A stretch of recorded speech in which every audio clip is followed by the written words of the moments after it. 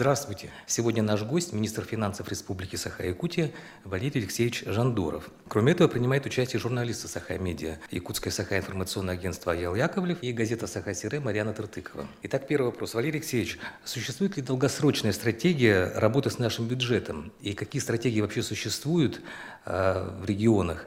И какова эта стратегия у нас? Добрый день, уважаемые коллеги.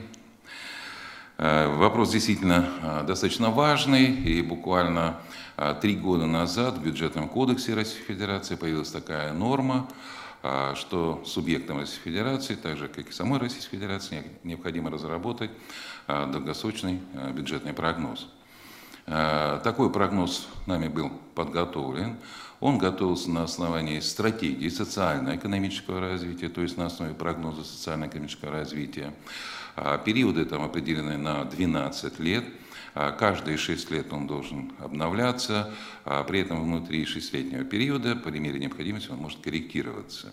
И в соответствии с этой нормой Бюджетного кодекса мы разработали в 2017 году, и 3 марта 2017 года было принято распоряжение, которым был утвержден бюджетный прогноз на долгосрочный период до 30 года. Он разработан в 3 вариантах. Это базовый, консервативный и целевой. Он, безусловно, основан на прогнозе социально-экономического развития. В свою очередь, прогноз социально-экономического развития предполагает ввод в действие расширения как экономики и, соответственно, вслед за этим налоговой базы. Это развитие и Южной Якутии, угольных разрезов, это и ввод в эксплуатацию газовых месторождений, сила Сибири, газопровода и других инвестиционных проектов, которые имеют среднесрочный на данный период, а некоторые долгосрочные.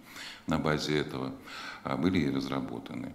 Сами темпы экономики, они в разные периоды этих лет спрогнозированы в разных объемах, от 6 до 4% роста экономики. Если сказать несколько параметров по бюджетному прогнозу, то к 30 году предполагается, у нас прогноз делается и по консолидированному бюджету отдельно, по государственному бюджету и по местным бюджетам.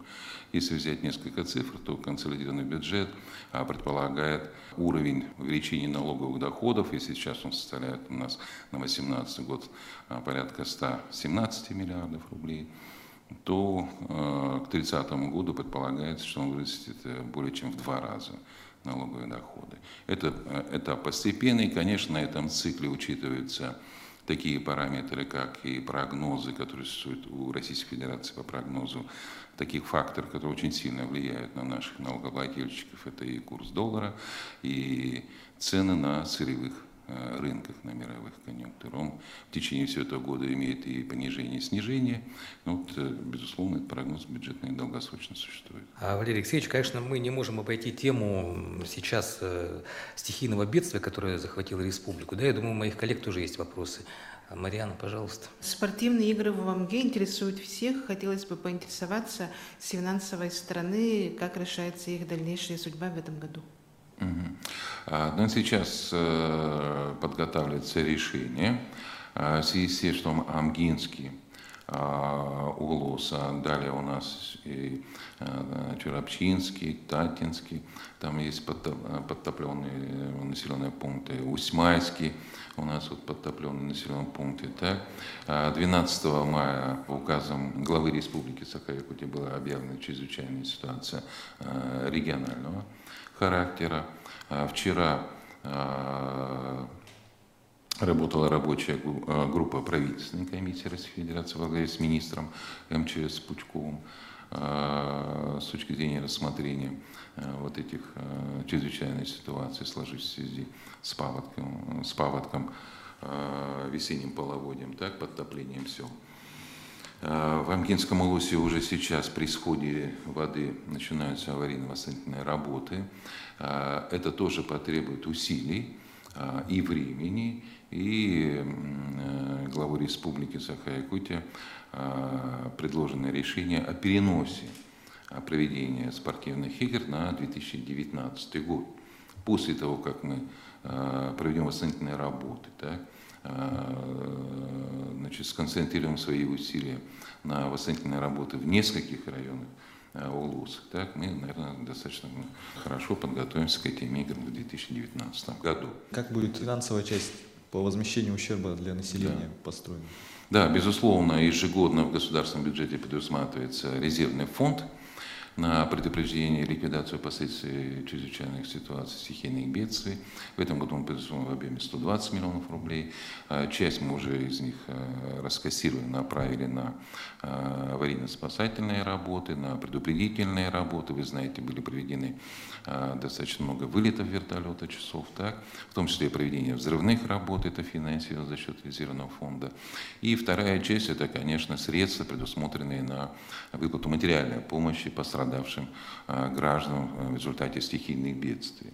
Вы знаете, что у нас действует постановление правительства Российской Федерации о мерах финансовой помощи, где предусматривается единовременная помощь в размере 5000 рублей.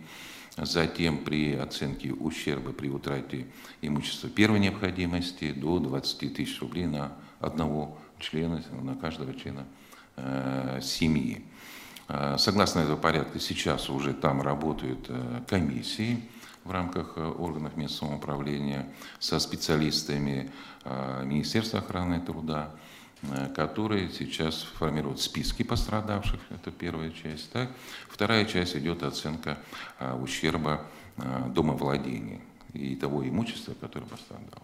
Этот порядок он используется всегда, эти списки будут составлены, оценка имущества будет сделана, и, безусловно, финансовая помощь будет оказана в тех объемах, которые будут подсчитаны.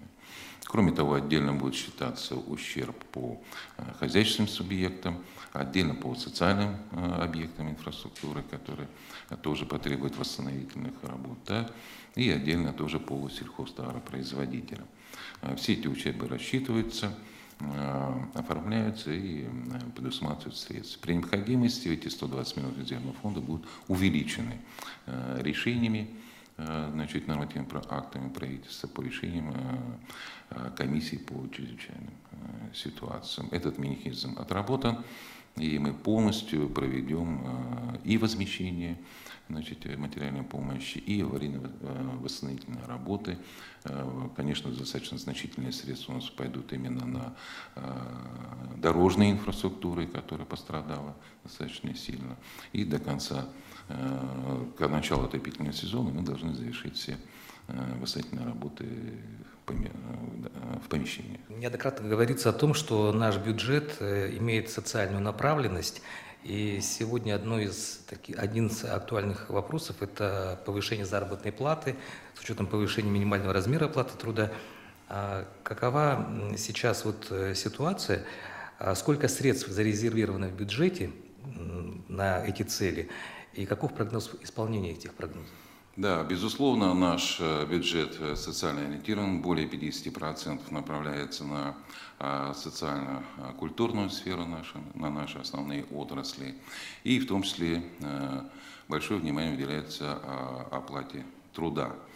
В 2018 году завершается реализация указов президента Российской Федерации от мая 2012 года.